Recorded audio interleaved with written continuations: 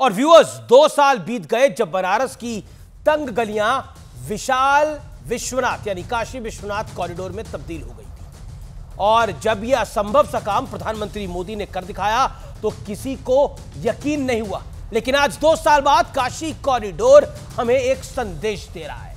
वो कह रहा है कि 2 साल पहले ना सिर्फ काशी विश्वनाथ के हालात बदले, बल्कि अब उसके जरिए पूरे उत्तर प्रदेश के हालात भी बदल रहे हैं।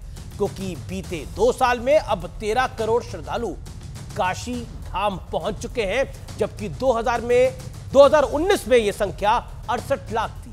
इसके अलावा काशी कॉरिडोर बनाने के बाद वहां के लोगों की आमदनी यानी आय भी 65% बढ़ गई है और ये पर्यटन सेक्टर में 34.1% रोजगार बढ़ा के गई है और ये और बढ़ेगा। अहम बात यह है कि वाराणसी उत्तर प्रदेश को 1 ट्रिलियन की अर्थव्यवस्था तक पहुंचाने वाला इंजन साबित हो रहा है। बीते 2 साल में 250 इनोवेटर्स की वजह से काशी का स्टार्टअप सेक्टर में भी तेजी से आगमन हुआ है या फिर वो आगे हुआ है। काशी के घाटों का कायाकल्प, गंगा तक श्रद्धालुओं की सीधी पहुंच, काशी कॉरिडोर और रुद्राक्ष कन्वेंशन सेंटर के बनने से काशी की पौराणिक नगरी के साथ साथ मॉडर्न सिटी का फ्लेवर भी अब बड़े सुंदर तरीके से दिखाई दे रहा है और यह संजोया गया है। काशी विश्वनाथ कॉरिडोर का कुल एरिया अब 3000 स्क्वायर फीट से बढ़कर 5 लाख स्क्वायर फीट हो गया है और इसके रीडेवलपमेंट के दौरान 40 प्राचीन मंदिर फिर से मिले हैं।